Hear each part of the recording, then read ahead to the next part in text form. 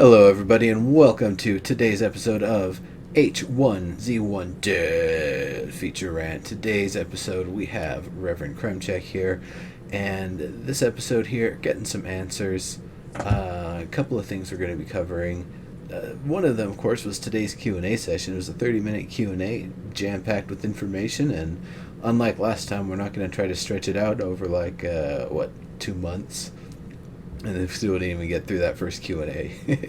Are we gonna pound through it? Yeah, well, we're gonna get through. Awesome. And then the other thing I actually wanted to get to first here, departures from Daybreak. So unfortunately, from the last episode to now, there was the first set of layoffs from Daybreak being taken over, and Hopefully, only set. and it wasn't Columbus Nova that made the decisions. It was done internally, and Okay. a lot of people were saying, unfortunately, it happened this way, but it was what needed to be done. I guess there was a lot of money that needed to be basically not recuperated, but just lower the expenses to be able to keep things going based on the amount of money they're earning on stuff.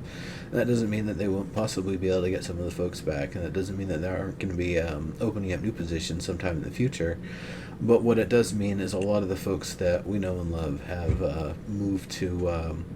I don't want to say the realm of unemployment, but I guess the realm of that kind of realm of uncertainty of trying to figure out what they want to do next. Sorry about my mic there, everybody. I guess it was a little far away. It just got better. Yeah. Yeah. Anyway, so we have a few people here that I found on one of the posts on Reddit. There's a lot of folks that have taken off, or rather have been basically removed from the team here. And Noah Watkins, the UI artist, I don't know if he was working in Scaleform or if he was more on the art side of things, designing the actual art assets, but that's he was doing a great job with it. The game was looking great with the UI. Keldum Ravan was technical designer, and I think he's already put out the request for hey, anybody need somebody. Ruby Opfer, I didn't even realize until I looked at the list and was like, holy crap, they're environment artists. Like, what's going on here? But I guess there's probably a lot of people on the art team that are very capable with the stuff, and she's probably laid down a lot of the groundwork. Plus, already has a bit of land in the game named after her, so leaving the mark. And then Ryan Elam also he left recently, and I think he was still tied to both PS2 and H1Z1 if I'm not mistaken. But yeah, that's just a few people. I read an article saying that they actually put out a lot of people across a lot of different positions, and I didn't realize there were some folks that I didn't know until earlier today. For example, that Sean Murphy, that's Colette, that's Dexella's husband. He'd been in QA for a while. I don't know if he'd been in something else, but. Is that right? Yeah, we did a panel together at SOE Live 2012 at the first SOE Live. Him and another fellow who had then moved on to another company shortly after. But we, dude's awesome. It was great hanging out with him and chatting it up and doing that panel. And it's I would imagine there's got to be a lot of people with a lot of experience there. So at this point, if they're just trying to reduce the numbers and keep things afloat, as it were. They'll have to do what they've got to do, and I think he's been there for a while, so I don't know if he was like in a senior enough position that it was like a keep or not sort of thing. But anyway. Not to dwell on that one individual, there's a lot of folks that were kind of put out by it. So I did just want to focus on that for the first few minutes of the episode here, and take a drink for not only everybody that left, but everybody that's still there and has to pick up all the slack and work extra hard. So cheers, everybody. It's a tough situation, but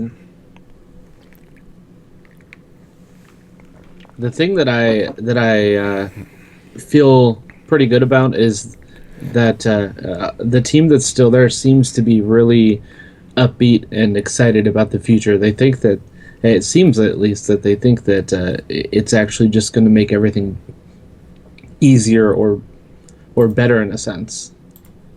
Is that the same kind of feeling across the company that you've gotten as well? I've gotten the feeling from folks that maybe it's not necessarily going to be easier, but things are going to have to be a lot more clear cut and specific going forward. So it'll be in that regard easier to know, what needs to be done and the rate that it needs to be done and all of that sort of stuff. The deadlines need to be a lot tighter. So, Yeah. but at the same time, That was interesting information though that you said that it wasn't Columbus Nova that did it.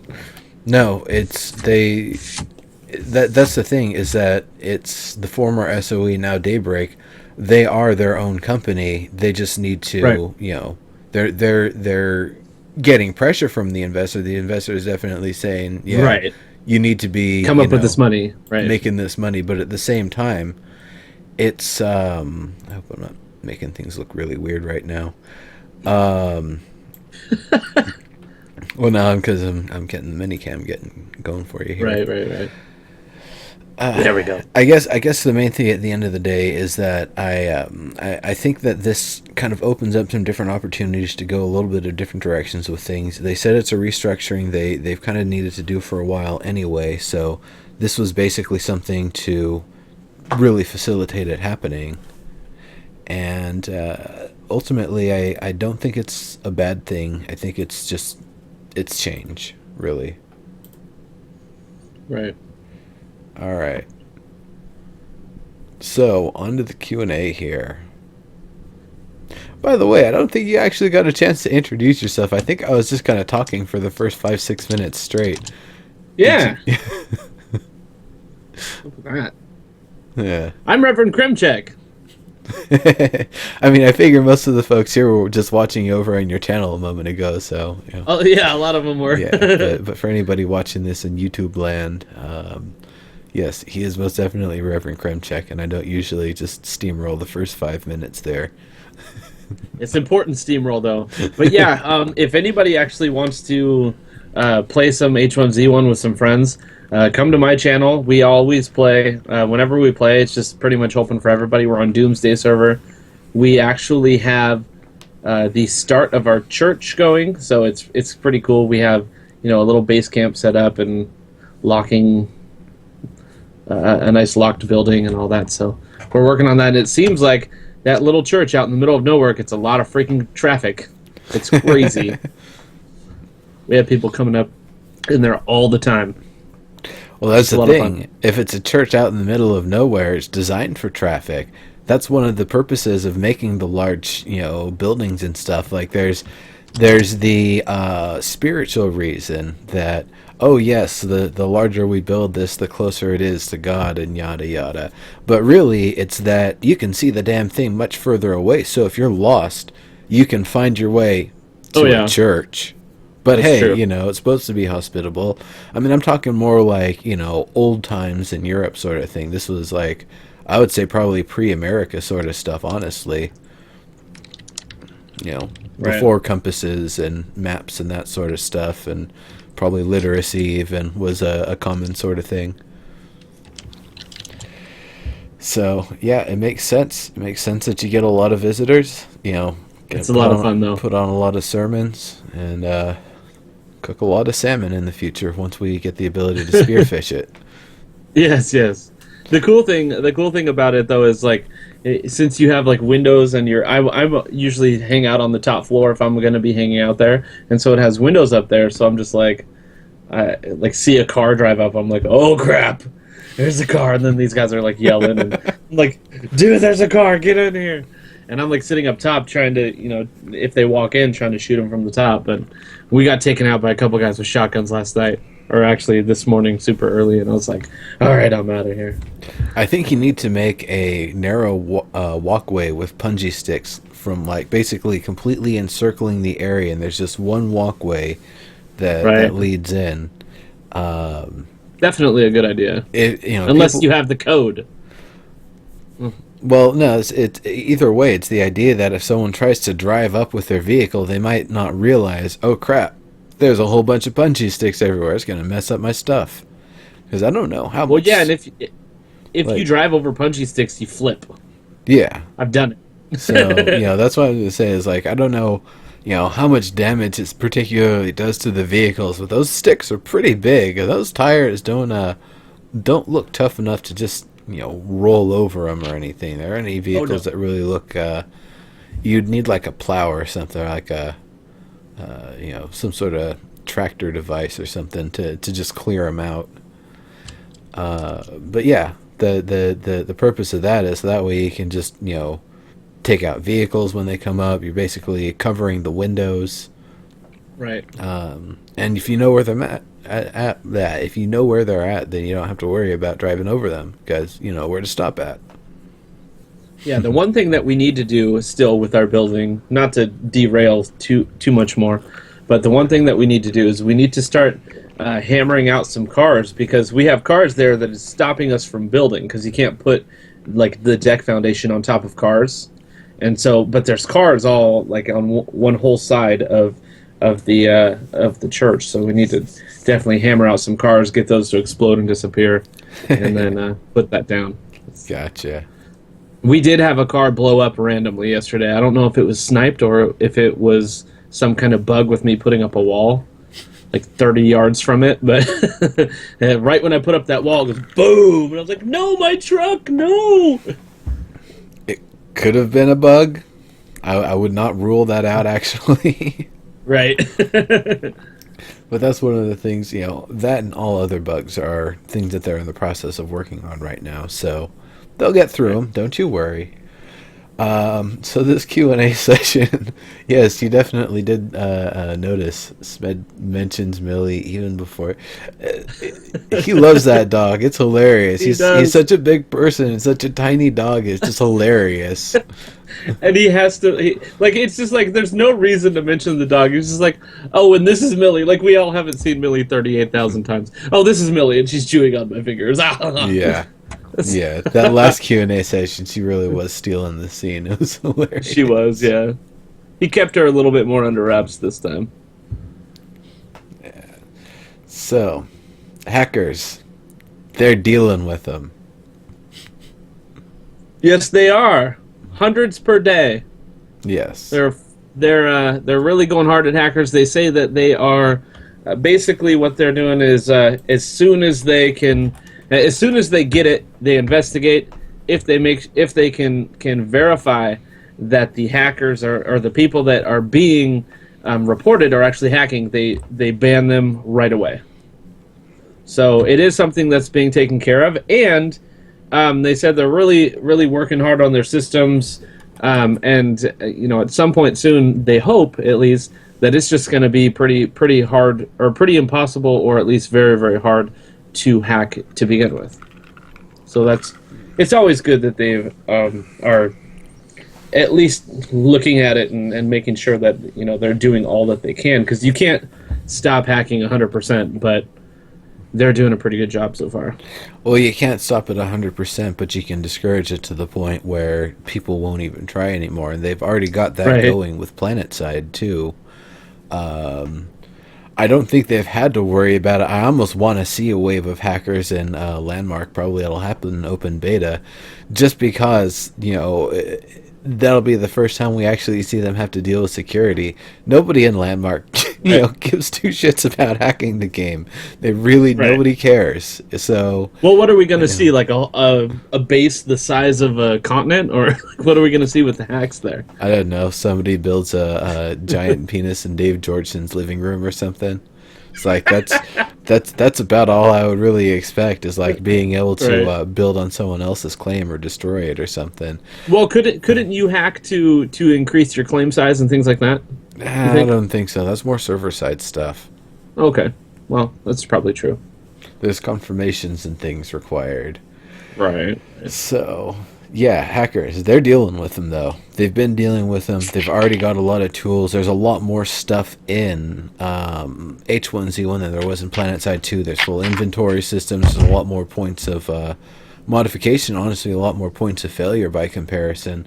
So it's definitely something where there's a lot more new systems that are being required for it, but they already had a lot of good systems in place to deal with a lot of the easy stuff like the flying, the no clip, shooting through walls, seeing people through walls, that sort of stuff.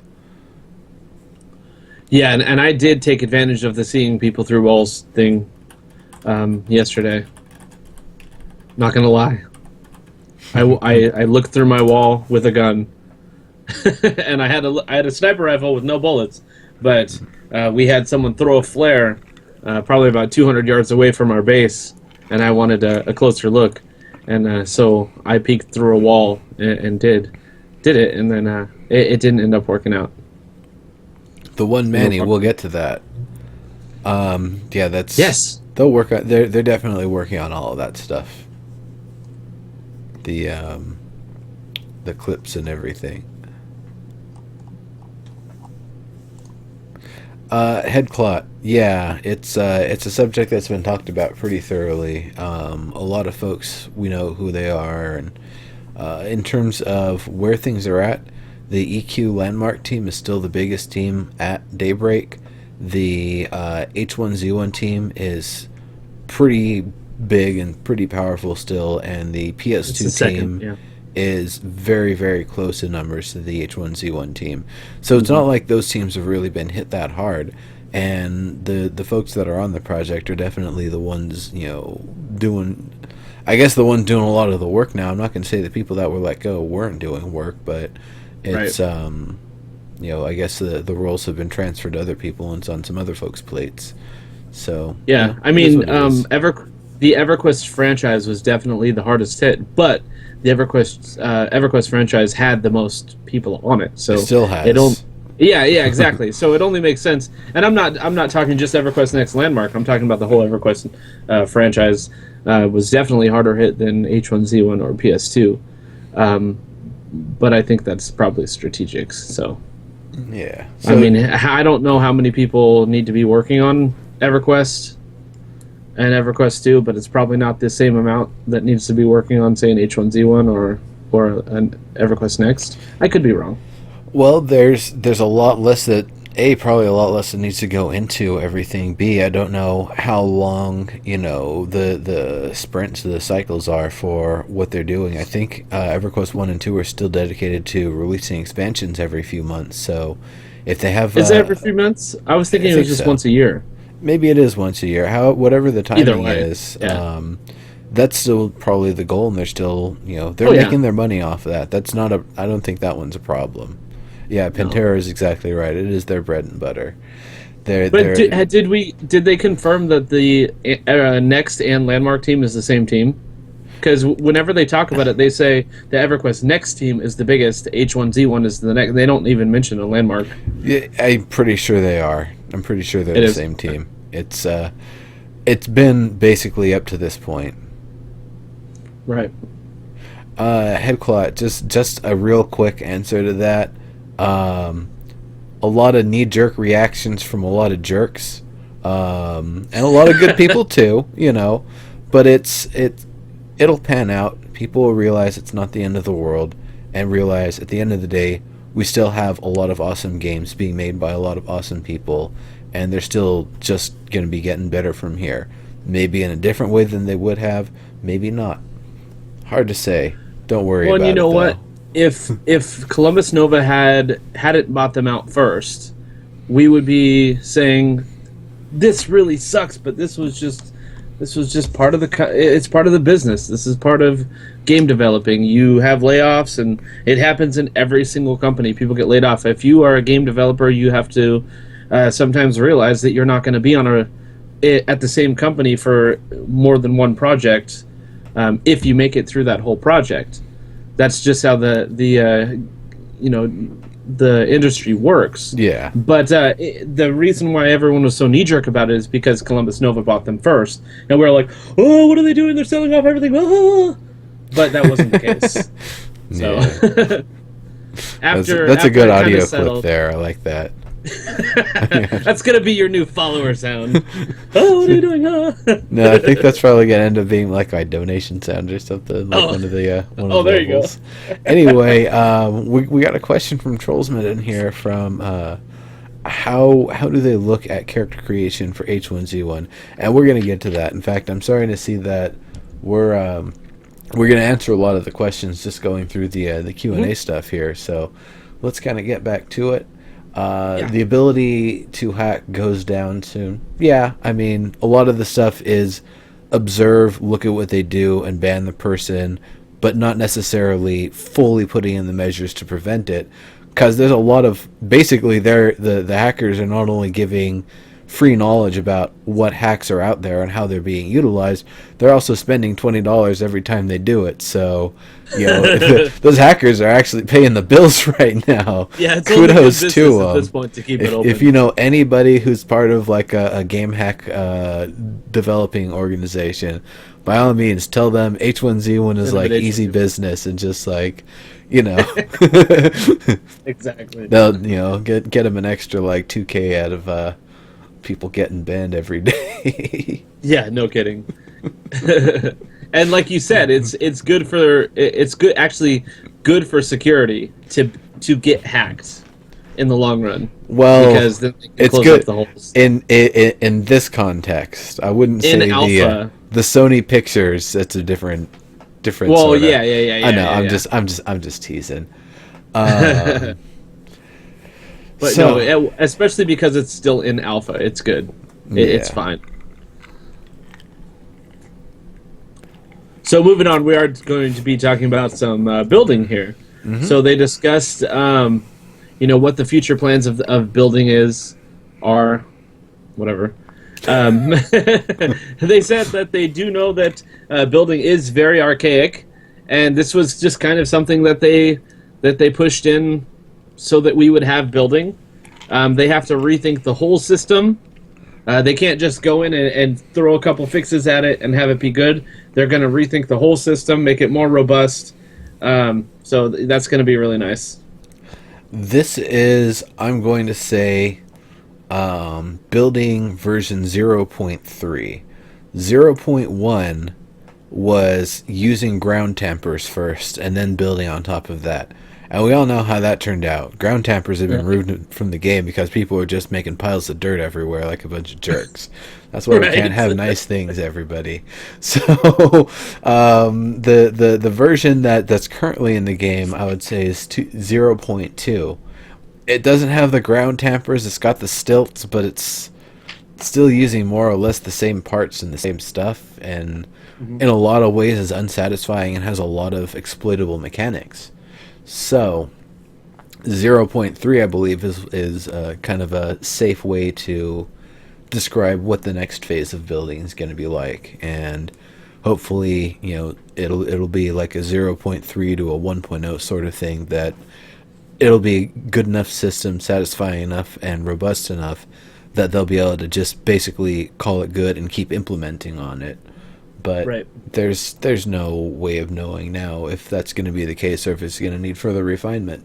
And that's totally fine. It's early access. It's alpha right now. The thing right now that I think that I like the least, I mean, I like it when I'm playing, but when I look back, I'm like, yeah, that's kind of messed up, is that I can literally build a whole deck with 6 planks and 6 nails and 6 brackets or something like that. It's really easy. And I was like, oh, I need another thing. And I'm like, oh, okay, well, let me just go farm for 5 minutes, and then I can go build another deck and literally plop it down within 5 minutes. So Yeah. It's something. the idea that not necessarily that harvesting should take a long time, but going from the harvested materials to a finished built product that exists somewhere in the world should be a time-consuming process, possibly even a dangerous process. Right. Well, I mean, it is somewhat dangerous because at any point you're going to get sniped or someone's going to walk up with a shotgun. I still literally have never had a shotgun, by the way. But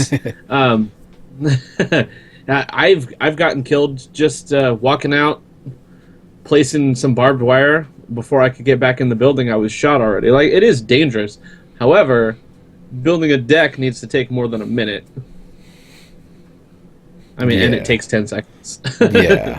Yeah. So I agree. the only thing actually that's less intuitive than what it needs to be is the placement of things. Like, it's really hard to find a place that you can actually put stuff sometimes, and that's kind of yeah, it's kind of weird. They're all going to be worked on, all that stuff. The use of the sockets and allow other points for additional modifications. I mean, that's one of the things that's going to be nice is not just building up, the basically the frame of the structure, but then being able to reinforce it, adding more metal to Right. the outside, maybe a little bit of decorations from the inside, that sort of stuff. Should building a deck involve a mini game? No, I don't think so. I don't think this is that sort of game. I like Yeah. the idea for more of Go a. play Fable. Well, no, I was going to say actually Just kidding, kidding, more of kidding. a MMORPG sort of thing. I could see that, but for the context of this, I would see it maybe being almost more like The Forest, where you say, "Okay, I want to build a deck here," and as you bring the parts down, it lays them down as it needs to. Right. It could I maybe think that's what have needs to happen too. some amount of like procedural design to it, where maybe it randomizes where the boards are going to go within certain constraints and configurations, and it's just a Tetrising of the parts just to make things look a little bit different and interesting. Totally don't have to do it. It'd be a nice little feature. Yeah. Troll says, will we be able to walk while placing buildings? That's something that I wish that you could do. I'm every single time. Actually, I've got the opposite. I'd rather people not Well, be able to take a building anywhere. well, yeah, no. With the current system, there's no reason why we shouldn't be able to walk. With the system that we would like to see in place, you're building it on the site. So you pick the site first, and then you build it there. So you wouldn't even have to worry about that. The one manny, you need a reason not to die. We'll have to ask them to implement some sort of a smell-o-vision sort of thing. You get a specific cartridge that just absolutely smells like death. So when you die, it's just this little, puff of smell emanates out. It's just, That's the reason not to die. and then you kind of have to leave the room because it's going to linger for a little bit, and then you come back. Oh it's man, like, "Oh." that would make stream sniping the best. Right? You get you're the streamer you like to watch. You kill him and just watch him suffer. Now I kind of want to get one of those smell-o-vision units and get a Twitch bot that links up to it so donators can make me smell different things. Oh, that is actually an awesome idea. Damn, I'm writing that down. You don't take that from me. I'll only take it after you implement it, so I won't be first. Stream smelling, yes. Manny. All right. Great idea. We're having too much fun with this list here. So, so they talked a bit about. Was there anything else you want to talk about with building? Because I think loot's a pretty good subject to move on to here. Yeah. So there's talk of loot fluctuation. Yes, every update they talk about increasing the amount of loot and decreasing the amount of loot and changing the distribution. It's no secret. They have literally reported it every single time they've changed the loot distribution and systems. So it's not like it's some sort of weird fluctuation. It's them in the process of trying to balance and trying to figure out exactly where the nice, the nice fine tuning actually should be, how it should work out. So it's not random at all. It's a very calculated sort of thing, and I feel like they're doing great with it. Yeah. There's going to be a fine line between what we think is too much and what they think is enough, pretty much, or what we think is enough and what they think is too much is actually how it is. And it's actually going to change over time as more items, as different types of items exist in the world. Right. It's going to be a much different sort of thing here. I think I'm a little bit off. Loot fluctuation. There we go. There's not going to be different maps, but there are going to be larger maps, and we'll talk about that later. Well, it's not only that, but just as they add more like types of berries and types of things that you can collect in Yeah, the world. and I hope they add like poisonous berries, so you really have to know what to look for and all that kind of stuff too. Yeah. Anyway, And so I'm really good at derailing. Right? Yeah, Sorry. loot bugs gone-ish. Yeah, you're gone-ish. I mean, it's going to be a long time before all the loot bugs are gone because they're constantly going to be adding items, and there's always going to be some loot bugs somewhere. Right now, there might be a crafting recipe that doesn't work. I'd consider that a loot bug. A sort of loot bug. Different sorts of things. Not being able to grab loot in certain situations. That's maybe an interface sort of thing, but it is also a sort of loot bug. But just things that happen in the loot menu. Just some weirdness and some odd interactions. I don't know if this is a thing or not, or if it's a bug, or if it's design. But I can't pick berries while I'm holding a gun. Yeah, when you've got a two-handed item out, you're not able to pick Not a berries. pistol. Two hands for safety. Does the character actually hold it with one or two? I can't remember. I think it's just one. Especially like when he's running, it shows it like this. You know. I don't know. I could be wrong. Headclot end game is whatever you want it to be. Yeah, baby. Some people it's rebuilding civilization. Some people it's killing off humanity and trying to let nature do its own thing. So whether you're some sort of crazy like want to build everything sort of dude, or some sort of Yeah. crazy want to kill everybody sort of dude, like Reverend Kremchek sometimes. You are Mr. KOS. We've seen it on your streams. It's I really know. funny. I, No, first you I- ask them to look in their inventory, then you shoot them in the head. That's actually what you do. I tried to be nice to people until I kept getting shot. Now it's on. Now it's on. And people act like they weren't going to shoot me after I shoot them in the head. Anyway. All right. The need feedback from players is what they're saying. Yeah. And we've been doing that. I'm sure we've been doing that, given plenty of feedback on loot, but it's not just like, oh, this sucks, there's too much, there's not enough, but really giving specifics like these sorts of items probably shouldn't appear here. These sorts of items, there's maybe a little bit too high a density. These are good, but maybe if you can mix in some of these other sorts of items with it, it'd give more of a either a more meaningful, realistic, or survivable sort of approach that you'll be looking for those things in those places. Mm-hmm. And they've been pretty good about that. You won't find fertilizer in the kitchen usually. Sometimes I find it in the bedroom, but in bathrooms. That was where I'd find a lot of it. It's like, Well, that's just where I flushing it keep down the mine. toilet. Why can't you name your character something with Smed? Yeah, because you can't. Because Smed's Sorry. It's Smed said. yeah, Smed's mixed vegetables. They don't want people ripping off that company. Right. Everybody out there, have you had Smed's mixed vegetables? I have definitely found plenty I have. of cans of it in the game. Yes. Yes, for sure. All right. So, it said deter KOS because less ammo. Is that really how it works? Because I feel like that just means people aren't going to use ammo, and B, they're not going to know how to use the weapons. Like a lot of times, you might think you know how to line up the shot, but based on the way the character is bobbing and weaving, it's not going to work. You're Right. just going to keep on missing, and what you would practice on still targets doesn't work the same way. So in a lot of ways, it I'm not going to say that it deters KOS, but instead lowering the access to ammo deters the ability to learn weapons and potentially be able to fend people off in KOS situations.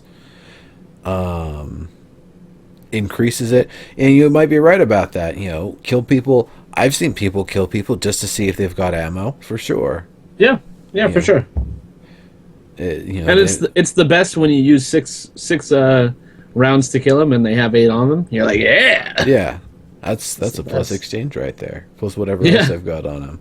right. Um, What I think what they're trying to say with the deterring the KOS, at least maybe making it more fair, even if they're not deterring, because people are going to kill you either way. I could be sitting there with a gun pointed at someone's face, and I say, "Hey, get out of here! I don't want to shoot you," and they'll come punch me. I'm yeah, like, "Fine, I'll shoot you. That's fine." And then the same guy came back, and I was like, "Okay, you just keep wanting to get shot in the face."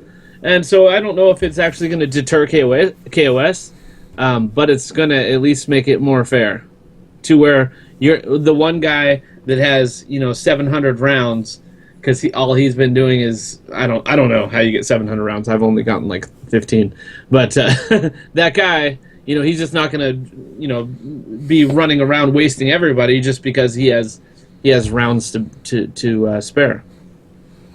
probably not. If he does, he's just going to be a target. Hopefully, yeah. Especially when the smarter mobby zombies come in, which should be soon. Last I heard was this week. Is that not a thing anymore? For what? The update? The smarter zombies and the mobs. I don't remember if they said it was this week or not, but it's definitely something they're talking about. They said that they've improved CPU power on the server, so they'll definitely be able to start bringing the hordes very, very soon. And Mm-hmm. a little bit later, we talk about the zombies a bit more, I think. So let's move along so we can get to that. Cool. Yeah. So a wish list for a roadmap. Vote on what goes in. Yep. Yep. So that's really cool. Take it with a grain of salt. Yeah. It didn't. I wouldn't say that it worked or didn't work with PlanetSide 2, but it was a thing with PlanetSide 2, and I don't know how much it was truly acknowledged and how much stuff was, how much it worked versus how much things ended up getting derailed. Well, that's From that's it. the same as even Landmark, a newer project. They basically had their votes, and they say, what would you rather have? And then the vote comes up, predominantly one thing over the other, but then some of the commenters they have good points or whatever, and so just because it's a popular vote doesn't mean that that's what's going to get in. It's just kind of a guide to show them what we want. Yeah, yeah. Yeah, Headclot, the Q&A from last year covers the body and wellness system. The paper doll of the character standing there isn't just going to be a silhouette forever. They're going to add more features and functionality to it in the future. Right. Yeah, yeah. Wish list stuff. I mean, it's nice to let us kind of give our opinion, our mass opinion on something. But I feel like it's a lot easier for someone to read a title and give it a thumbs up, and it's a lot different than people reading something in full, reading a lot of the details about it, and then giving a thorough and detailed response of their own. So I don't know if they respond more to the thumbs up, thumbs down, or if they respond more to, good, thoughtful statements that, are backed with some sort of reasoning or some sort of logic to them. Yep. So, as we talked about earlier, H1Z1 is the second largest team behind EQN. At this point, they're not just looking at PS4, they're also looking at the Xbox. If another... Which we assumed. Yeah, well, he'd been talking about that all like last week and the week before. Right. If Xbox... I think Xbox is going to be a much later down the road sort of thing. They might prioritize it after PS4, but keep in mind PS4 for H1Z1 still isn't going to happen until PlanetSide 2 is on PS4. PlanetSide 2 is on PS4, and H1Z1 is At a launched. point I'm where it's assuming. ready, yeah, probably.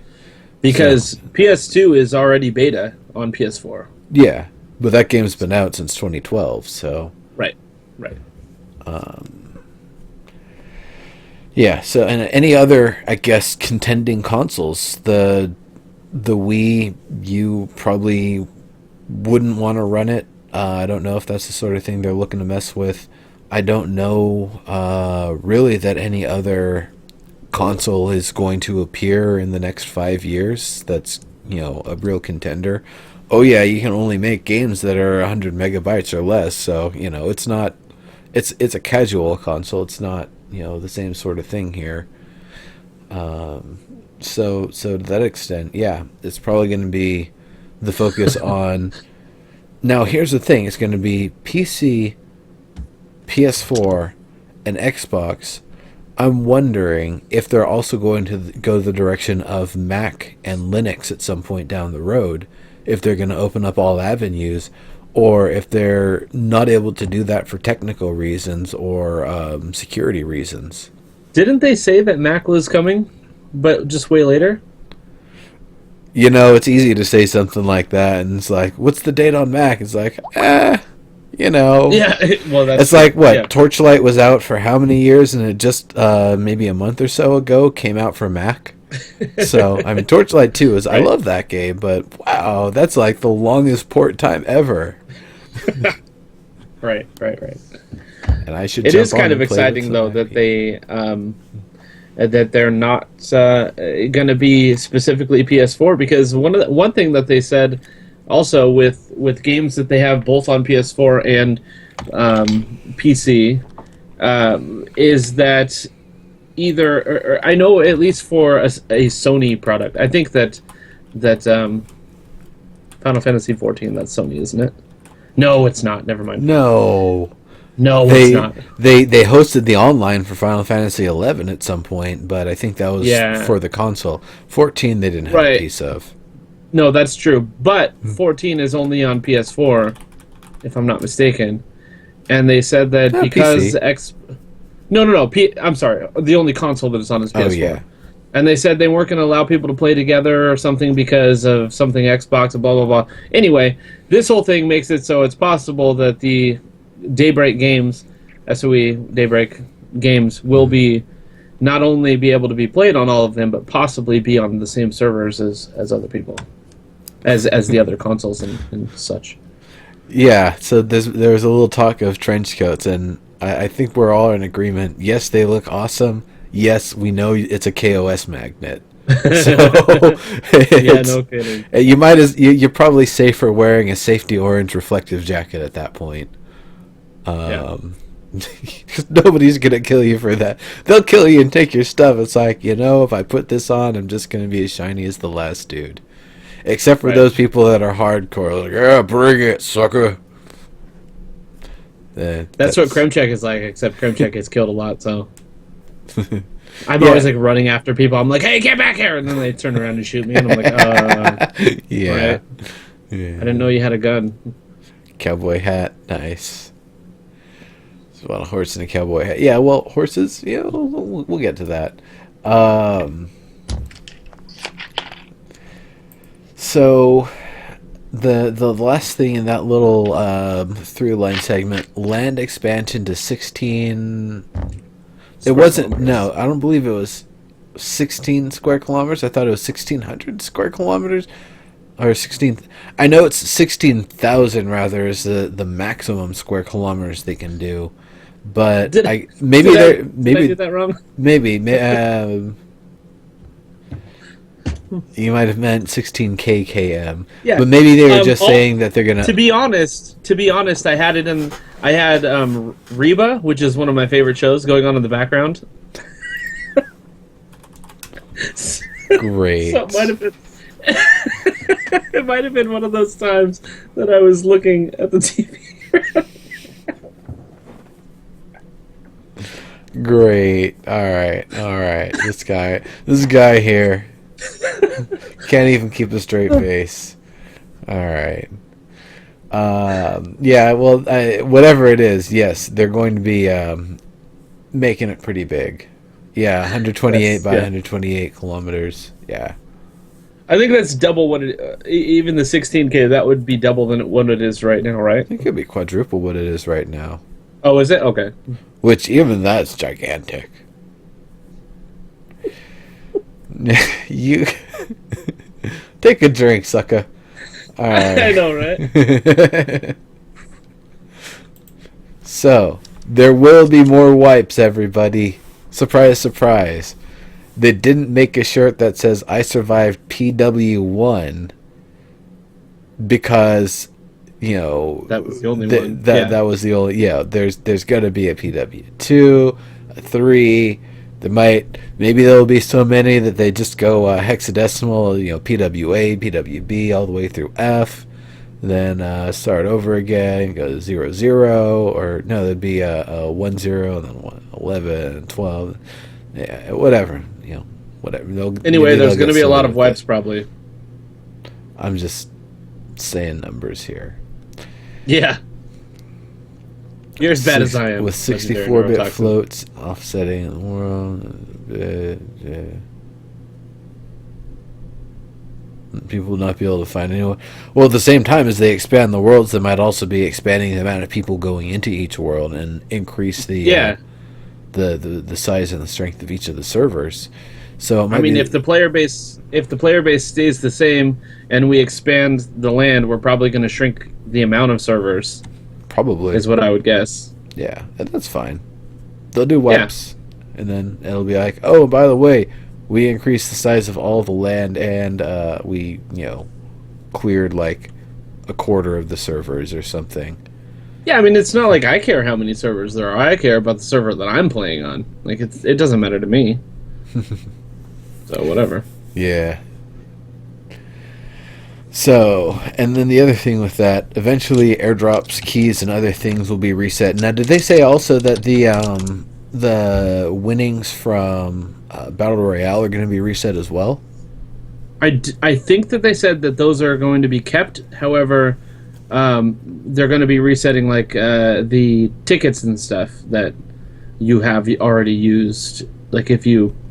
anything that they gave you will be reset and you'll get it again. I don't think that they're wiping your winnings. I think that that's what they said. Okay. All right. Good to know. Good to know. I'll definitely I'll have to look back at that one because it would Yeah. actually make sense.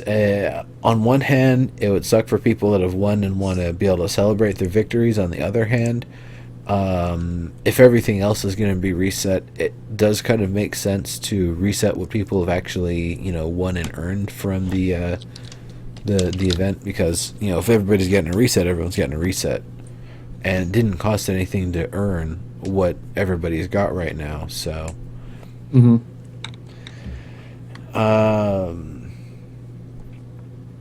let's see. Oh yeah, we got the animals down there. All right, moving down. Moving on down. Whoops, there we go. Too far. So there's a new mail in the works, and yes, everybody, we are most definitely unceremoniously showing the show notes and just talking about them as we go. That is what's happening in this Yeah, that's the episode. Don't worry about it. That's just how we roll sometimes.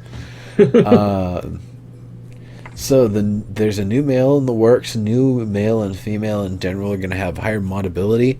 That totally makes sense. If the current male is somewhat based on maybe the old skeleton from PlanetSide, maybe not, or maybe it's just something that was kind of slapped together to get everything going up to this point. They definitely have found that it needs a lot more customization, modification, or maybe they already knew that and it's just been a long time in the works and they're just now talking about it.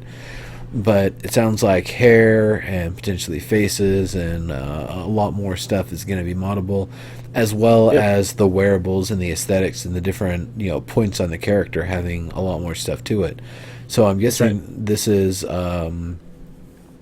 not as much about making the characters look different initially, so much as creating a base skeleton and a bunch of parts that can be modularly put together to create the character, where right now we basically have a static character that's just rigged up. So Right. it's a big step, it's a big sort of thing to do. Most games do it. I think the only thing that's replaceable on the PlanetSide 2 characters is aside from what actual armor and the color palettes and the camos on it, is what weapons actually in your hands and the what face, head, or whatever your character has, and then of course the helmet's another thing. So very few points to modify, even less than PlanetSide 1 actually. PlanetSide 1 had a lot of different things, but this is, much different sort of situation because there's a lot more emphasis on kind of making your characters look a certain way or representing what's on a character so you know why you want to kill them on sight.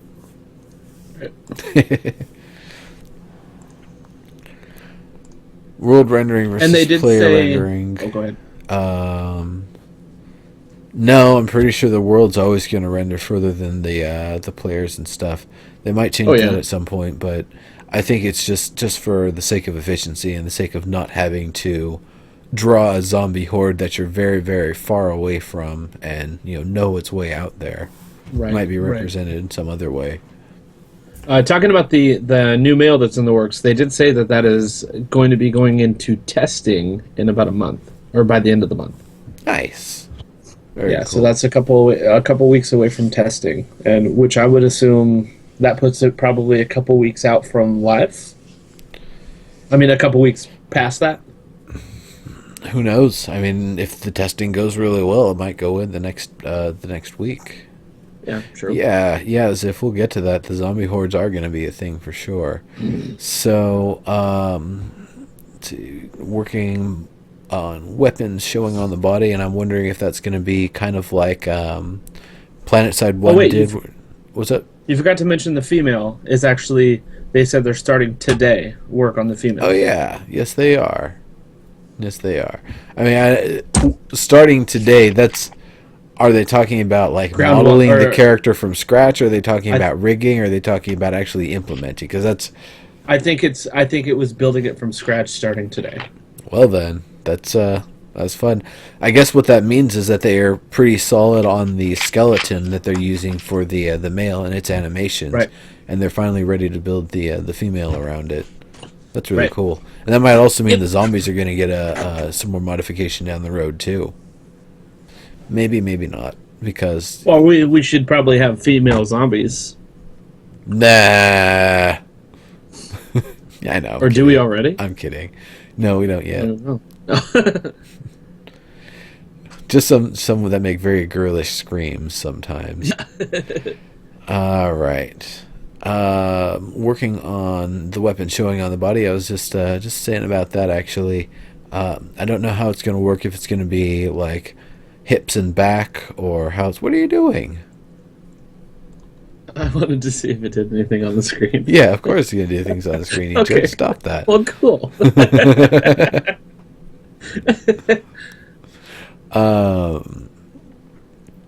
Yeah.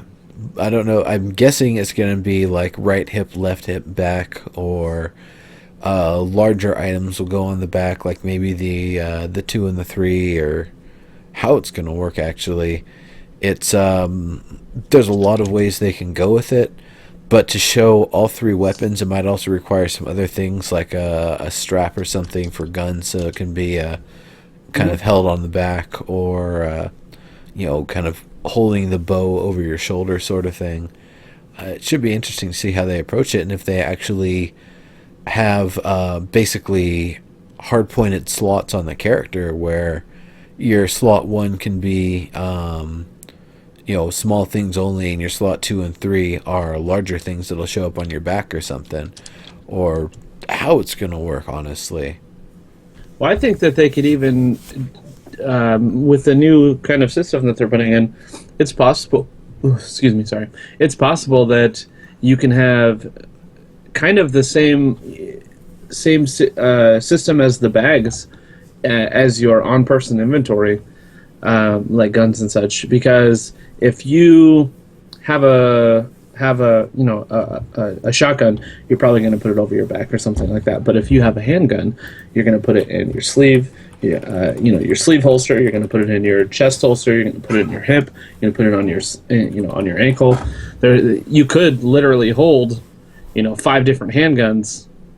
So maybe that could be a thing at that point. What was that movie? Was that I'm Gonna Get You, Sucker, where the guy loads up a whole bunch of guns and then trips and falls and they all go off and he dies? I can't remember which movie that is. I don't know, but that sounds If hilarious. anybody knows what movie that is, and then they in on top of all the reasons why they're going after the bad guy, it's like we're also going to do it for him too. It's like, yeah, it's Yeah. really really funny. Yeah. Just from like the 80s, Jiggly I bits think. aren't happening Yeah, ever. I don't think so. Not that sort Male or of game. female. Not Yeah. that sort of game. All right. Shader for hair, better hair. They said especially for female models, and I'm like, nah, Right. sucker, I want beards. Well, I don't know if they said especially. They No, said that it's was it's going to be nice, especially for females because they have the longer hair. I Yeah. think is what he was saying. And what I'm saying is, like, give me beards. Like, if that's not a part of the new Yeah. male models, they're missing out.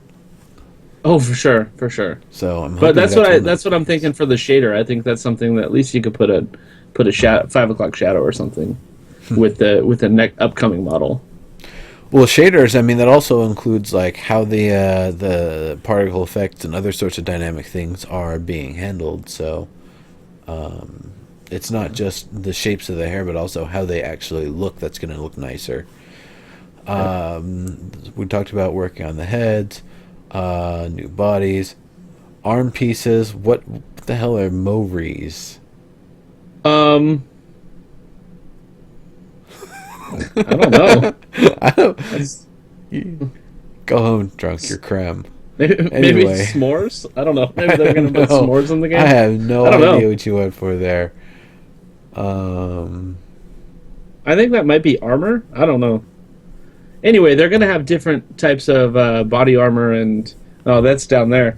I don't know. They're gonna have different places where you can put stuff. So what I meant there, what they were talking about there, is that we have 4 or 5 slots right now.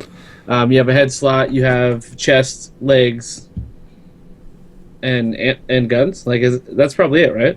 So they're gonna do 10 slots. So we're gonna have pants, shoes. Something happened here because that says 10 slot, right cushion, pants, Shastamazat. hey, you're the one typing there. Are you sure Swoops didn't come through and bomb the keyboard one time? Swoops is at her friend's house. She's not even here. Anyway, we're gonna have arm pieces, chest, head, possibly shoulder, like shin pads, possibly pants, boots, things like that. So belts, obviously, that we already have. So that's the other piece I was missing. I think that was when you screwed around with things. I have no idea. That could be what Yeah. what happened when I was doing So that. Yeah. yes, body armor is definitely something that's been talked about, and there's a lot of stuff to it. Accessing it in the world, crafting it versus actually finding some really nice stuff. And I'm not sure what the crafted stuff is. If that's just going to be like some sticks and some metal bits and some rope or something. You just basically make something that's gonna protect you from some impact, but maybe not really stop a bullet entirely. Like just stuff to help stave off attacks from zombies. Honestly, just Kevlar material itself would probably be more than enough to stop most attacks from zombies. Yeah. That stuff is tough as hell. You need a really, really sharp, like specialized sort of knife to cut Kevlar, and Yeah. otherwise it's gonna go dull really, really quickly, and your cuts are gonna be really nasty. But even then, like clawing and biting at Kevlar ain't gonna do a Right. damn thing.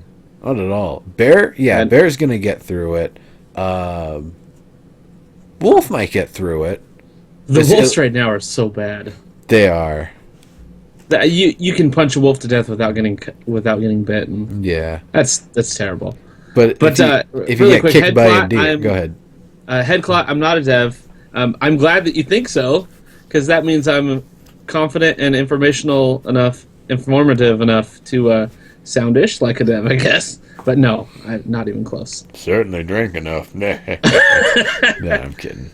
Yeah, They no, do no, enjoy booze over there. I'm not gonna lie. They do. Kill a wolf with a frying pan. Ah, In real life? no. Is there a frying pan item in the game you can I use? I don't haven't think had so. access to one. I haven't seen it. Wrong game. Anyway, Wrong game, Sir yeah. Kane. 10 animals, Um, wahoo. 10 animals, wahoo. Okay, so we've seen models for the chicken, but it isn't in yet. So I'm guessing that's one of the ones that's on its way.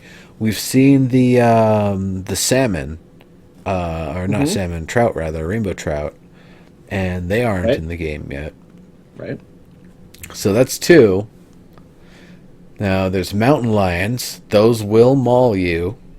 Yes, that's going to be Um, great. Swarms of rats. That'll be You interesting, know, especially with the wellness system and being able to. They'll right. basically be Catch extra diseases. scavengers in the world, apply disease in areas, and just poop all over your shed. And at that Uh, point, if you come across an animal carcass and a rat's been there, and you decide that you're gonna just you're gonna take a chance and eat the raw meat because you need food, you could be getting some kind of nasty disease with that as well. yep. But what I was gonna say about mountain lions is that mountain lions are almost on the same page as bears. Like you're not gonna fight that off. Well, It's just it's like gonna be another bears, if big you get boss, all big and yell, you might be able to, scare it off or at least give it a case to not attack you and let you back off. maybe. Yeah. But they still need to work on that. Like, doing F2 at a bear or something, maybe to scare it off or something would be neat. And then running at it while yelling. Yeah, that would be kind of Not running at it is going to attack you at that point, but cool. Okay, that's true. yeah. So back to the list. 5 snakes. That's awesome. So that goes really well with the next one, honey badger. Badger, badger, Yes. badger, badger, snake. Okay, enough of that. Um, snakes. I don't see. They'll definitely be able to exist in that climate and environment, but I'm pretty Hmm? sure snakes like freeze when it snows. So probably in an area that's a little bit more temperate is where we'll actually see snakes as more Well, of a regular. Not all snakes freeze, but you well, know, no, no, no. You're right. Snakes don't operate in the snow, but they do.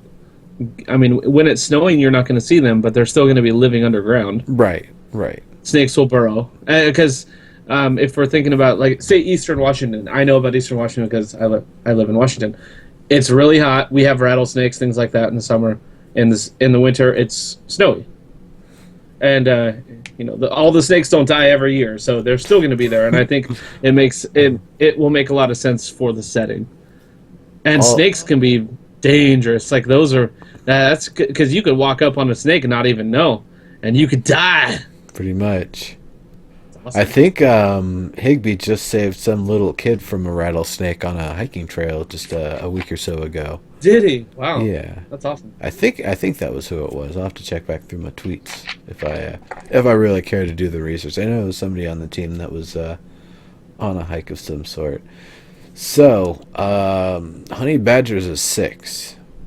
Hmm. Now, once again, snakes, they're deadly. Honey badgers eat them. Honey badgers just don't care. They Right. basically poison just puts them to sleep for a little bit, then they wake back up, and it's like, that Well, was fun. generally the thing with honey badgers too is that they're strong. They're strong enough. They're quick enough that they don't even get bit by the snakes usually. That's But the if they crazy part. do, it doesn't kill them. But if they do, yeah, if they do, it doesn't kill them. But generally, they just don't because they're better. But in terms They're of better prey. like, one honey badger is probably going to take out a lot of your rabbit traps and other things, and just like, your little loot holes and stuff. They're going to be mean little suckers. They're going to do a lot of Yep. destruction if they make them anything like real life. They probably aren't going to just straight up attack players, even unless you start chasing after it or something. Then yeah, I could I'm see it going guessing. after you, I'm leaping after guessing you. they probably will because just for how the animal system is set up right now, it seems like it's either fight or flight with all the animals. So bunnies and deer are flight. But Everything else okay, is fight. if they've got bunnies, they've got snakes, they've got rats. You think honey badger's gonna go for humans? Hell no. It's got No, its pick of the the forest out. This guy is pick of the food out there. And when it's not I forest agree. anymore, when it's other sorts of environments, like I live in, it's not quite desert. It's hard chaparral. It's kind of deserty. Um, there's a lot of stuff out here that I'm sure a honey badger would just feast on. It would love this environment, like Hmm. that No, never snowing in Southern California type environment. Yeah, they would just thrive out here. So when we I get to can that sort of area, I yeah, completely agree, but um, like I said, there's right now at least what we've seen are fight or flight. So neither works for a honey badger because they're not just going to straight up fight no matter what and attack you. They're not going to just straight up run away. So they need to have some kind of mechanism that says, "All right, I'll walk away until you try to challenge me, and then it's on." I can see that. If if they can't put that in, like I don't see where a true honey badger would fall Well, in they that. also don't have all the AI systems in yet, I would say. So, Right. So I'm hoping that they have something like that. Anyway, moving on. pigs. Now, I don't know if they're just talking like, cute, farmy type pigs. They're talking like boars, like some real big old, gore you in the wild sort of things. As far Because, as I know, we don't have pigs. Like, or do we? well, we did see the art for the zombie pig a while back for Halloween in that Well, art set. The zombie no, boar. no, no. Let me Rewind. clarify. Yeah, we don't have pigs in real life in the wild here. Am I Well, wrong? if pigs don't exist in the wild, then where did they come from? They weren't Here, manufactured. I'm saying. Oh, I see what you're saying. So, Well, we've domesticated them, of course, I don't know that actually. and farmed them, but I don't know if we have pigs in the wild. I don't know that we don't. I just don't know that we do. I'm so tempted to click open a new tab and start looking for boar territories. If you want to actually do that, that I'll would do be it. Yeah. fantastic. If anybody else is a boar expert, you know who would know this? I bet Pentapod would know. She's a marine biologist, but she knows animals. Feral pigs all around here, southeast U.S. Okay, Okay. wild So let's pigs see. everywhere. I could see that.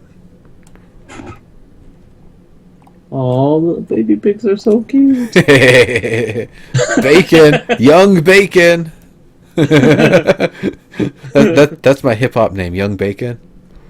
Let's see. North Africa, Central Europe, Romania, Indian, uh, Got boars in Germany. Yep. Japan, Ah, pronounce China. things properly. Come I on. know, I know.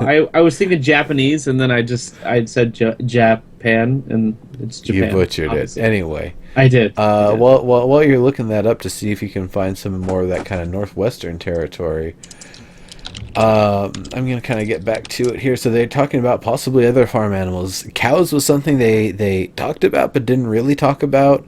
That could be something fun. If there's cows in the game, cow tipping is going to be a thing. Um, and that's an interesting sort of prospect. You have enough stamina, you're able to get up close to it without, spooking it. Mm, Find out while it's, what, do they sleep standing up or something? Or, just find out when it's doing its thing and then tip it over and then finish the job. I don't know how quickly they get back up. Um, but they're not just going to be adding, like, moo moo milking cows. I would hope if they add cows, they're adding bulls too. So if you go trying to mess with a yeah. cow, you get, stabbed really, really hard by a Right. bull horn. Like, Okay. So there is an American wild boar, by the way. yeah. Okay. Good. Florida. They actually have hunting in Florida for wild boar. Oh, all right. Fubar, I'm going to actually click the link there and look at that little, Oh, there you go. can't really change the It's window it's, size to show it here. it's sparse, but it seems like it's. I mean, Well, Oregon. Yeah. in Northern Yeah, a little bit California. in Oregon, What and that's the Northwest. I So could see when they expand southward to get in that sort yeah, of thing. Yeah, yeah. We have talked too much about boars here, I think. yes, we have. Let's move on. Bigger water areas, deeper water boats. Yes, yes, yes. They have a lot of work to do Yes, to get that stuff in. yeah, and cows will be cool. Pigs and cows will be cool because we could possibly end up breeding them ourselves. Yeah, actually setting up a farming type environment, being able to Hmm. use all of their assets, of course, milk for things, the of course getting your own fertilizer from them, using that to make it for fertilizer, or to use it for explosive devices or other sorts of things, or Well, I'd just have also a be poopa pult. I'd also be interested to know if animals actually have a lifespan. Right Because now, I don't think anything in particular does. I think it's going to live until something kills it. because if we have domesticated animals or animals that we're using for farming needs, then we would need either a lifespan and repopulation, or it just is what it is. I think it's more of an is what it is sort of thing. Yeah. I don't know how much animal breeding and stuff we would be able. That'd be a nice sort of feature, but then, all the ages and life cycles and the AI involved with that. Then you just have one animal that's more advanced than all the other ones, and people are like, "Man, why didn't you do that with ravens? I want to raise my own ravens." It's like, ah, people Yeah. just complained about everything because we Right. need the features for one of them, Right. So it's a difficult sort of thing to compromise on. Um, then getting down here to the next. Oh yeah, rideable animals. Eventually, I mean, once they've got the mechanics in for the bicycle, probably a little bit more likely to see a horse coming in. They said, yeah, right now we can make a horse feel like a car real easily, but it's not going to feel right. Right. A bicycle, a motorcycle, that sort of thing. The maneuverability of that, among other things, is one of the reasons why it would definitely make sense. But on top of that, horses are a different sort of thing. You don't fuel it the same way. You don't, access the inventory and put items in the trunk of a. I hope you don't. I mean, you're, you're a real sick fuck if that's what you're doing. Gotta say. But like saddlebags and other sorts of things. Making them a beast of burden. Even having potentially horse-drawn wagons, getting some Ben Hur shit going on.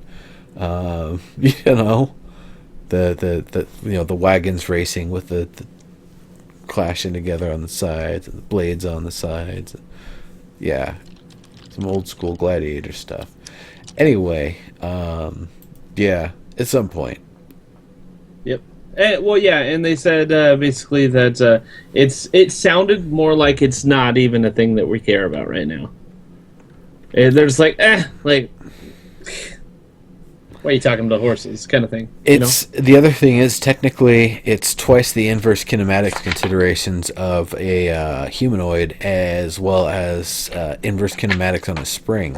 So if they have individualized IK for the left foot and the right foot, and it isn't just a common point, and the feet are just lucky to be placed in the ground, you have to double that for a quadruped. Not You a only, little bit have to be layman's when it comes to your knowledge of game terms, like development terms, because I don't know what IK means or inverse kinematics. inverse kinematics is basically instead of saying I'm gonna move, I'm gonna rotate the arm up this way and this way at the same time, so it has a punching action. Instead, it's here's the hand, here's the target. I'm gonna pull this to that, and you tell all the joints and all the rest of the body what to do to get to that position. So it's the same thing with foot tracking, except it's inverse kinematics, where the feet are looking at the points on the ground, and that's where their IK targets are. Do they actually use the IK features Morphine provides? I have no idea. I would hope that they're using the best of whatever they have available. That's a great question. It's a little bit too technical for me. Tameable cockroaches, you goofball.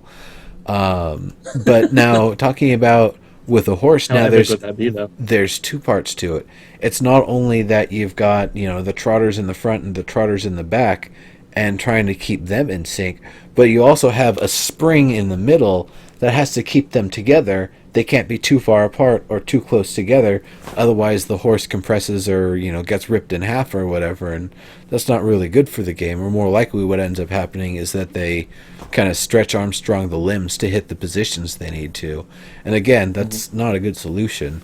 So Right. it's technically a hell of a lot more work than putting wheels on a vehicle and making that drive around. So Right. it's definitely not something they can just copy over from PlanetSide 2 or even from Landmark. If Landmark had it, it would be probably a different version anyway, because it has to work with the voxels, and this is a different sort of technology. Right. So rideable animals is definitely something we'll hopefully see at some point. Yep. Hopefully. I want to ride a gorilla in EverQuest next, but that's a different subject. I do too. Giant gorilla just jumping around, punching through trees. So farming needs some help. They've said that the farming system is inadequate, and that's understandable. They want to know where we want it to go. Now, the thing that they're saying in particular is, what do you want to be able to grow? And that's the thing they're saying, be careful about, like, I put go. oh yeah, everybody's like, oh man, I want to grow cannabis and opium, Right. and I don't want to get the coca plants, and no, it's not that kind of game. And that's exactly where every single person in the room's mind went when they said, "What do you want to grow?" You could hear all of them just giggling. It's like, oh, okay, that's why I was like, okay, be careful, wait. Yeah, So- no, it's like there's a lot of things like wheat, barley, rye, all of that good stuff, getting into the grains, rice, corn, growing various types of berries. Actually, taking Vegetables. the berries, taking the berries that from the places that exist in the world, and making a farm with them. So instead of having to go out and kind of forage for them, you've got Right. them just somewhere available. How great would it be to have a blackberry farm? You know? Exactly. That'd be a really fantastic sort of thing, actually. It'd really help out a lot. Just have 100 blackberry plants, like that'd be amazing. Bears for attack bounce aren't tamed in realistic sorts of things. Fantasy games, hell yes. Yeah. You're not taming a bear. You're not taming a bear to ride you like, or to let you ride it like that. Who the hell's calling me? Anyway, Romeo says, cocoa plants to make coffee. What did you guys mean? mining for metals would be a lovely sort Yeah. of thing to have too. That would be great.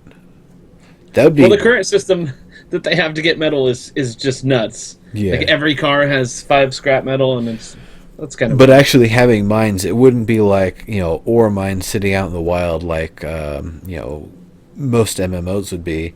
It's actually having a mine that you actually go to specific areas, and you have to have specific equipment. Otherwise, your Right. stamina depletes quicker, or your health starts depleting, and you start building up like miner's lung, silicosis, or whatever. And, Well, if any game was going to do that, it's this one. I could see that being the sort of thing. You're mining with that equipment. Eventually, your maximum health is reduced to 90 permanently. It's like, Right. that's it. You shouldn't have been mining without a mask all that time.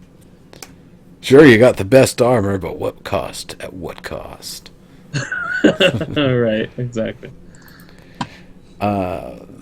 Dynamic weather. Yes. It's great. It's getting better. We're getting, with snow and everything else, it's going to be awesome. I'm waiting for blistering heat, like actually seeing the, heat. The heat waves, yeah. Not only heat waves, but I think also something that really represents the area being dry and being crisp. That, like, everything is just so dry, you could light a match and the whole place might go up, sort of thing. Which might be a thing at some point. But for dynamic weather, they said it's still there and functioning. That's why there's 13 question marks. It is? Because all I see is sunshine. You haven't seen rain? No, I haven't seen rain ever, like, since the first couple days. Have you? Has anybody I feel seen like I rain? have. Maybe I'm mistaken. because it used to be where you remember when they turned rain off, right? And after the first couple days, they said, "Hey, we're turning rain off for a bit." And for me, I don't know if I'm wrong, but I don't think it's ever come back at that point. You might be right Because about that. I just remember torrential downpours at some point, and you're like, when is it gonna stop raining? Because Yeah. apparently everyone at SOE or Daybreak lives on the East Coast, so they think that's how it rains. Trolls. Cave-ins for not fortifying your mind. That would be cool. I feel like it's not the sort of thing where we're gonna have deformable caves more or mining areas, because it's not like we're gonna be setting out full-on like mining operations. It's more a few people get in there with some picks in an area that had previously been uncovered, and you maybe bring back one or two mine carts worth of ore. It's, they don't have to actually deform the wall for that, or it's something that they could have states that every 1,000 units it depletes just a little bit, and there's just a few places in the world with that. It'd be a very specific thing if it isn't just a static sort of wall that you just go to and bang on. Or they could do it in various different ways, but I don't think they're going to go with anything procedural or too deformable. And also keep in mind, the Forge Light engine in this format doesn't really do tunnels and underground spaces very well. It's not the sort of thing where it's like you've got a mesh and then you can cut a hole into it and do whatever. It's literally like we've got all of the world up to this point, and then pretty much all of the terrain that goes inside. It's basically like an inverted mountain, so it's a lot to have to deal with. Maybe I'm mistaken on Sure. that, but I don't. They still haven't really done too much with being able to dig into the terrain and dig into the world in the current non-voxel version of the Forge Light engine. The voxel version, hell yeah, we got tunnels everywhere. That's completely different. That's what voxels are all about. Yep. So, then the tie-in with cold clothing or cold weather and clothing and stuff, that'll be really nice. And I'm hoping that'll actually come with part of the complete wellness system, so that we can actually determine if the character's warm, if they're cold, and being able to act accordingly, or if it's just going to be a very simple, like if you're not wearing this specific article of clothing, or if you're not wearing at least a hat, a shirt, and pants, then you need to go by a fire every now and then, or you're going to freeze. Right. So, Yeah. Okay. people that tear up their shirt, it's like, aha, now I've got a bow, but oh, I am so cold. It's almost there's almost no point to tearing up your shirt and pants anymore. I still do it, just because instant You're a gratification. savage. But yeah, but there's almost no point because cloth is in so much abundance. Before I even come across a zombie or another player, I usually have 35 cloth and no shirt or pants. There you go. so there's really not much reason to actually do it anymore because they did make the cloth so abundant. Oops. Scrolled a little too far there. All right. All right. All right. So you were killed by. Yes, you were killed by. So actually getting information on what killed you. In Battle Royale, I could see it being a full breakdown of everybody who damaged you, everybody you killed, and all of that sort of stuff. For, normal gameplay on a normal server, I could see it maybe saying the damage types that you were killed with, and if you're within a certain proximity, it'll actually say who killed you. But outside of that, I see it making a lot more sense not saying in particular, you were killed by this person, because they might have a sniper location that they staked out Right. weeks ago, and they've just been living up there and just like having a blast, just like haha, headshot, headshot, headshot, Right. then sending their lackeys in to go clean up your body afterward. So if they've got something like that going, it ruins it to say not only who killed you, but also Where and how. Yeah, where and how. If I'm not mistaken, PlanetSide 2, it actually has like a little arrow or something that shows where the thing that killed you came from.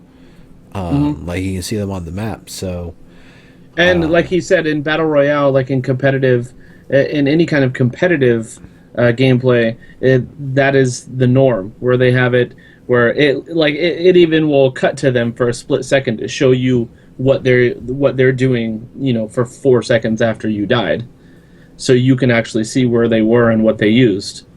But in the survival situation, it just doesn't make sense. Romeo, you might be right about that, but at the same time, They said that that's actually one of the big reasons. they can actually do it anonymously that way, that you just report the person because of the action that was taken, which might make it a little bit more valid than, oh, this person's killed me 5 times, I'm just going to start reporting them, even though they Right. killed me for reasons that were totally understandable. They put a gun to my head and pulled the trigger. They didn't, like, kill me from 5 miles away with a knife. So that is the sort of thing why I would see them, keeping it anonymous in that way.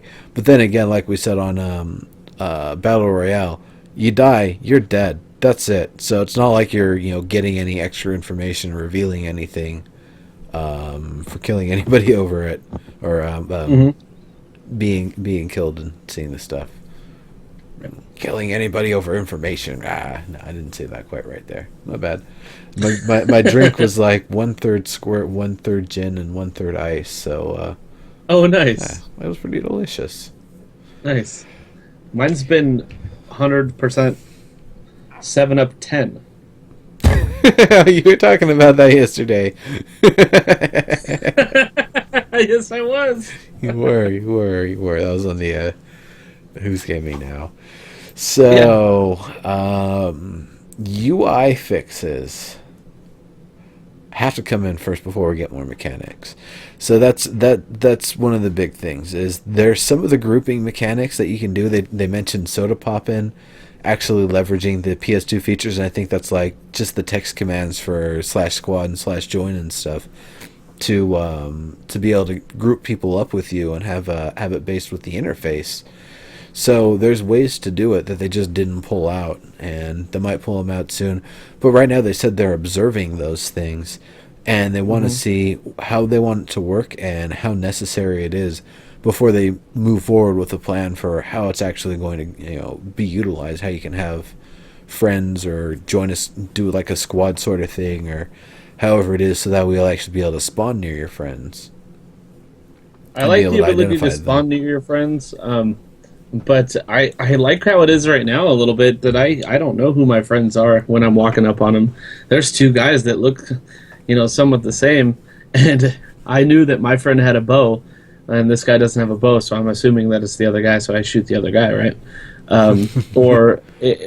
As anybody who watched yesterday saw, anytime we go, we walk into the church, we have a couple rules in the church. One, we always close the doors, so if there's a door open, we know that someone else has been here. Two, you always have to yell, "I pee at school."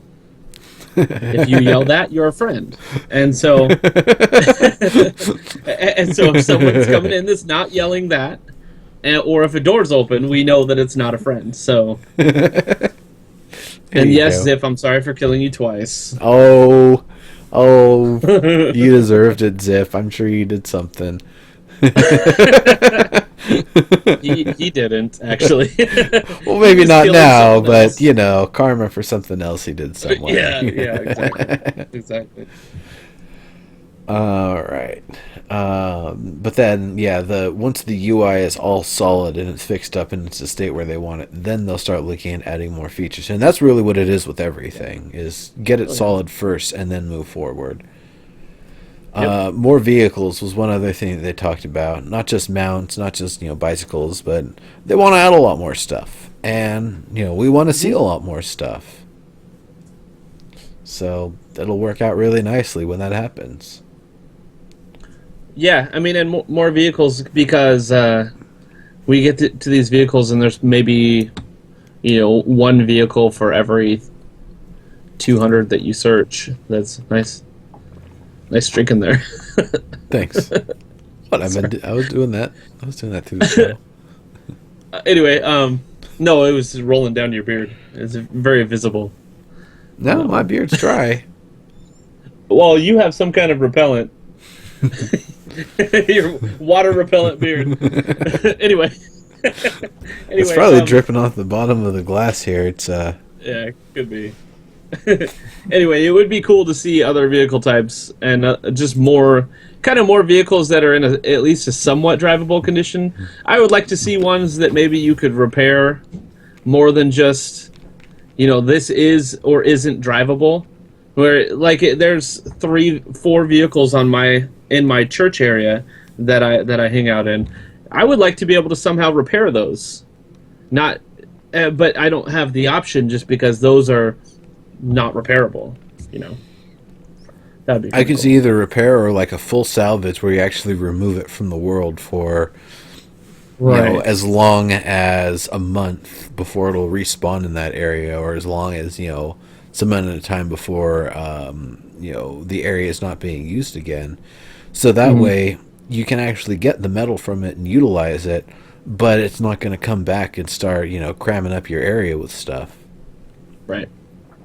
Climbable areas for respawns, writable signs. Writable signs are on the way. Climbable areas for respawns. Claimable area. I don't know if that's going to be. Maybe they'll do the little lean-tos that they showed, the little bear snack dispensers. You know the one that I'm talking about, where it's just like some twigs and some leaves, and you just kind of crawl into it, and then bear comes along and sniffs you out and eats you. Um, Not really a good spawn point, actually. No, probably not. Writable site. There's actually something they're probably never going to do it because it would be A, it would be done immediately, and B, it would cause a lot of trouble. But taking signs down, using them as weapons, like if I see a stop sign or whatever, hell yeah, I'm just gonna rip that damn thing out and then take it back to my area, hit it with the edge with the grinder, and basically turn it into a giant metal axe. The thing's gonna last for a while. Those things are tough. You gotta hit it with Also a car to very take them heavy. down. Yeah, it is very heavy, but that weight's gonna help get through a bunch of things in one swing. Definitely. So Yes. there's, and of course because it's also got a stop sign on it, you can just kind of use it to block things, use it as a shield of sorts. Well, at the same time, if we're building all of these things with our bare hands that we're able to build right now, why can't we build a contraption that will literally sit outside your door and just go like this? So you sharpen the edges and just move it right back and forth. Boom, boom, boom, That boom. would If be anyone great. comes near it, shop. That would be lovely. Yeah. Okay. Wait, can I ask you one thing really quick? Yeah. Quick answers. Um, quick question. uh, what do you think about like sleeping bags or beds or something? And like Troll said, respawnable areas. Like if I have my church, if I built that up, it's all locking and everything. I throw a sleeping bag down. What do you think about that? I like the idea of being able to give yourself a higher chance to respawn in a specific area by actions that you've taken in the game. I'm not so sure that specifically being able to respawn inside of a base is necessarily the right thing, because that means it's a suicide mechanic essentially, that you can go out in the True. world, do whatever, find your buddies, give them all of your loot, commit suicide, and then you respawn there. Or even more exploitable, people just sitting there respawning in their sleeping bags, dying and respawning, and have somebody coming and collecting all the cloth off of them and turning it into a cloth factory. Right. So spawning near one of those points, that makes a lot more sense to me. But actually spawning in a claimed location, that I feel like that'd be a very specific rule set sort of thing. I don't feel like Yeah. that really coheres with adheres to I try to mix coherent and adhesive to gameplay. That I don't know if that's exactly making up words here. Exactly if that's the way that it would work best. I like Yeah. being able to get once again close to an area, or at least being able to guarantee that you don't spawn in the wilderness with absolutely no idea of what direction there is to go, because Right. it's the foggiest night ever and you just respawned in somewhere that you literally can't see more than 20 meters. So Right. landmarks, they're useless to you. entire, following the path of the sun and moon, that's, well, the moon at that point, I guess, is totally useless to you because you don't really have a context to the area unless you've died enough times that you've memorized what every spawn location looks like, and that's going to exponentially increase as they increase the size of the game. Right, exactly. And another thing about the sleeping bags, I guess, if you just spawned at the same place every time, people could just camp you. One person comes with a gun, wait till you spawn in, boom, kills you again. And that would just be like an extreme troll or griefing. And that's something that they don't want either, obviously. Right, right. So you, at this point, you can gear up, and even if they do sit at your base, you can spawn, gear up, then go back and just have another fight. And if they kill you again, it is what it is. But if they just sit there and kill you unarmed over and over, then that's not a good thing. Right. All right. So zombie evolution over time. This is something that's kind of cool. So they talked about it's a little typo there. So a zombie isn't just going to spawn in the world and that's what it ever is going to be, and it's just going to get weaker and that's it. It sounds like there's going to be possibly some properties where they can get stronger over time, or where there'll at least be different states where a fresh zombie versus one that's been around for a little while versus one that's been around for a long time and has seen some action will have to them. And that should be really cool. And that's also going to work really well with, they said the zombie hordes are going to be coming soon. So the processing power they've significantly fine-tuned for the servers. Not that they increase the power of the servers themselves so much as they've been able to leverage it a lot better. And they're able to add a lot more AI entities and do a lot more with them. So the zombie horde is something that is going to be coming very soon, very soon. Oh yeah, within the next couple weeks, hopefully. They claimed last week that it was this week, so it's possible. Yeah, and it's I would like to see something like a Shadow of Mordor type thing. Like if they kill somebody, they get stronger because they start to learn and all that kind of stuff. So who knows? I could see a lot of ways. Like if they get injured, but then get to feast on some things, it restores them in a different way, and they get kind of powerful in some other ways, different than however they got injured. If they haven't been killing anything, then they're going to be way weaker, because they'll be hungry and weak and tired. Yeah. If that's the thing that zombies get. Maybe. We'll see. We'll see if if those are the sorts of features that we're going to get here. Yeah. But yeah, zombies are going to be a much bigger deal very, very soon. Which is so good. Yes. Weapon attachments. Now, this is something that I know Jimmy is super excited about. He's the guy in charge of weapons, and weapon mods, I'm sure, are a big deal for him.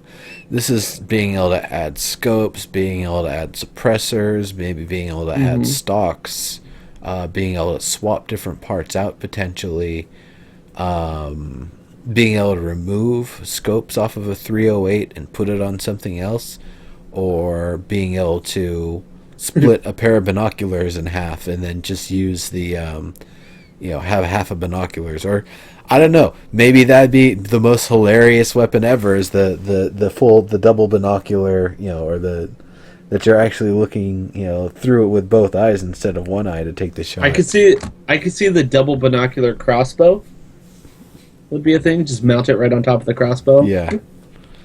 Yeah, the double scope binocular crossbow, yes. That could be a lot of fun. I could see telescopes being used for that as well. Just little kids, like, science project telescopes that it's only 4x magnification, but tie it somehow, bolt it somehow on your pistol, and bam, you've got a scope. Yep. Red dot to the AR-15 that doesn't obstruct the entire display like the iron sights. Yeah, they've got red dots in PlanetSide too. I'm sure they'll be able to put that sort of stuff in. Jane! What is up, Jane? H1Z1 Jane. Finally! Late to the show. Building a Tab chair. height, yeah. Oh wow, Fun stuff. it might be an exaggeration. Look at this. We're actually Um, going to get done. yeah. Weird. So there's going to be some more special servers. Unpopular servers might be wiped and repurposed. That means if a server just isn't being used very much, there's a decent chance then when it's time to add more types of servers, more different rule sets and stuff, those servers will be the ones that get wiped and removed and replaced with whatever new stuff, likely with a different name as well. Yeah. So it's pretty cool that they're going to be trying different things and messing with stuff. And on one hand, it sucks if you're on one of the servers that gets wiped. On the other hand, you probably didn't have that many people playing with you, so I don't know how satisfying it was to begin with. So Yeah. that'll be really nice to see when they start to get into some of that stuff. And I'm definitely planning to check out some of the different variations. Makeshift mortar, take a shotgun, put a broomstick on it, tape a Molotov cocktail. That's hilarious. I'd rather just throw a Molotov cocktail though and Yeah. reduce the mechanics required. Right. Yeah. Because at that point, you're probably getting it just as far and probably more accurate if you're just throwing it. Well, it's also the fact that glass breaks when you do funny things with it. It's a lot better to just do something that's predictable and not have. I don't It's even. hilarious, though. Yeah, I like the idea. It reminds me of the grenades in it's one of the Wolfenstein games where you screw it on the end of the gun, and when you fire it shoots the grenade out. It's kind of neat. You know what I would love to see though? Like if someone's walking up to you and you're like, "Oh crap!" and they have one of those shotgun Molotov cocktails, and they're like, "Get down on the ground!" You're like, "Ah!" And then he tries to shoot and it blows up, and then he dies and he's all on fire. No, I probably try to run it at an angle Oh. of the person and see if they'll miss, because they only get one shot with it. And if they miss, they miss. True. Yes. In fact, it might not actually be that effective to hit a person with it, unless you're sure that it's actually going to shatter. It'll hurt. It'll be like throwing a softball at them or a soda can, but it's not going to break. It's like, dick, why'd you do that? You And then they'll throw it back Come on. at you, or they'll grab it by the Yeah. broomstick end, and then, then they'll shatter it on you or something. Right. In fact, just having a Molotov cocktail on a stick actually sounds more effective. So, speaking of which, I haven't played with spears in a while. I need to get after them again. Yeah, I haven't played with them at all. I've literally not made it. I haven't played with them at all. Anyway, so we talked about more harvestable stuff, not just living off blackberries and branches, but This seemed really cool to me. yeah, adding food, adding leaves, adding other stuff. Like we've talked about rocks. We want rocks. There's so much stuff you can do with rocks. You knock them together, you make a spark, you light the fire. You throw at something's head, you get its attention or knock it out, or throw a rock in the distance and all the zombies turn and go that way. There's plenty of craftable things. Slingshots, just full on, David and Goliath slings. Yeehaw! No. same animation. Oh, lasso. Now I do want a lasso in the game. That would be hilarious. That would be so awesome, chasing someone down with a lasso. Because that's, from the discussion maybe a week or two ago about tackling people that you're trying to chase down. Yes. Being able to, lasso someone off a Lasso horseback, that would be, that would bring so many, non-zombie survival people into the game. It's like, I just like lassoing things on horseback. Whatever. Right. Lasso a bear, lasso a wolf, lasso a deer, lasso a player, lasso a zombie.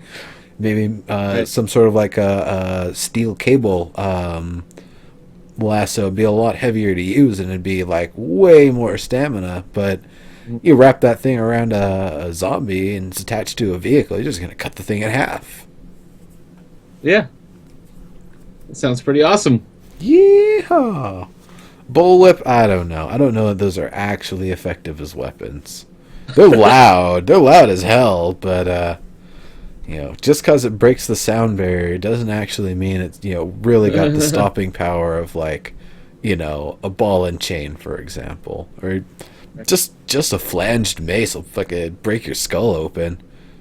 Hmm. Yeah, not a good thing to get hit in the head with. It has to have that sound effect too. I would hope so. They'll be calling you. Yeah, it wasn't as good. No, I think you had it the first I'll time. get you. Yeah, I'll get you a better one at some point. Florida crackers. So they said something. They said something about leaves, where obviously we don't like picking up sticks, or branches. Actually, we don't like picking up branches and just throwing them away, because that's what most people do. Every single time they pick up a branch, they just man, and throw it out. But what if you were picking up leaves also, and you could make some kind of armor and such out of them, and some kind of, that's what they were talking about, like actually being able to use these things, or even want them. Yeah, like a ghillie suit sort of thing. So you just kind of walking around and look like a human bush. Being able to make different things, being able to add cover to your structures with leaves and vines and Right. such. On vehicles as well, to be able to add some cover to them, make it easier to kind of hide your vehicles in the forest and such. That's what? Yeah, that's the sort of thing. No. Piles of leaves. Make a rake leaves, hide in lake pile. And then, of course, put a landmine in for the jerk that wants to come through and kick it over. Right. Creme check. Yeah, I could see that. I could see you dying like that. Yeah. Can you throw flares or just place? I haven't tried throwing. Can you throw them or do you just No, place you them? can't. Yeah, You that's have to what I place them. thought. It's just It because used to it's be, like a. Go ahead. the system that was in place before was that you hit use and it dropped it at your feet. Now you hit use and you actually get to place it like a prop. But that's all it is. Yeah, Troll's actually a large piles, like maybe massive large piles, just lining a road with a bunch of zombies coming through, and then you light the leaf piles on fire. Those things will burn up and explode, and stuff will just fire across the area there. So anything caught in that kind of column of fire is going to get burnt up. It'd have to be a nice hot day. It's not going to happen in the rain, of course. But then that's another thing. If you're just, wilderness stuff, you just find some big leaves or whatever and put them over your head, and bam, you've got something that's keeping some of the rain off of you. That's great. Right. So that's some of the stuff I'm really hoping we'll get to see. For sure. Now, one last thing here. They're not iterating on new features until the foundation features are complete. So there's a lot of stuff that we want to see. There's a lot of stuff that they want to see. But until they've got the groundwork for everything complete, it's not going to be going in. And I'm totally fine with that. It makes a lot of sense. It works better to do that way, rather than having to invent the process every single time when you want to, add a new item or a new feature, instead of just leveraging on what you had already done and just plugging a few things in, getting the art and assets, putting them in, putting the labels in, giving them a test, and throwing them in the game. Boom. So the last thing I'm going to leave you folks with here is Troll Tom. So Zombie Tom Shank here, he this was the look when he was answering questions about revealing security and talking about security and hacks, and so I was like, no, we're not going to just give them. Of course they're going to ask stuff. We're not going to tell them. And yeah, it's like 4 minutes and 6 seconds into the VOD on Twitch. If you want to take a screenshot for yourself. Love the dude. He's totally awesome. Sometimes he'll come through and hang out when it's not super busy. But I absolutely love this picture. That picture is priceless, not only for Tom, but if you look at Adam, I can't tell whether it's like a dreamy eye or a pissed off or maybe somewhere in between. For Adam? Yeah, he's always just in like permanent chill mode, so I think it's more the dreamy eye sort of thing there. Yeah. All right, so fun stuff, fun stuff. This was a lot of interesting stuff, a lot of good stuff we got in the Q&A. Some stuff was stuff that we kind of already knew about but didn't know all of the details on, so it's good that they kind of explained and extrapolated everything. And if you haven't seen it yet, definitely go through and watch the Q&A for yourself. You just watched 2 hours of talking about it, so there might be some stuff we missed, but I think first person vehicle driving is one of the things that we missed, that you'll actually be able to drive from the Good. first perspective instead of being a forced third. So that'll be nice. That is cool. Yeah. That is cool. All right, so I think it's about time for us to start wrapping it up. Do you have anything you'd like to tell the folks here, or any interesting stuff going on for you? Yeah, I'm Reverend Kremchek. That's interesting. Yeah, they already did that. Yeah, and I play a lot of H1Z1. I took a couple days off, but I'm back in it really hardcore now, and I'm playing every single day and having a lot of fun with that. And we like to play with viewers, so if you come and hang out with us, you can come play on Doomsday. Just don't kill me, or I'll kill you.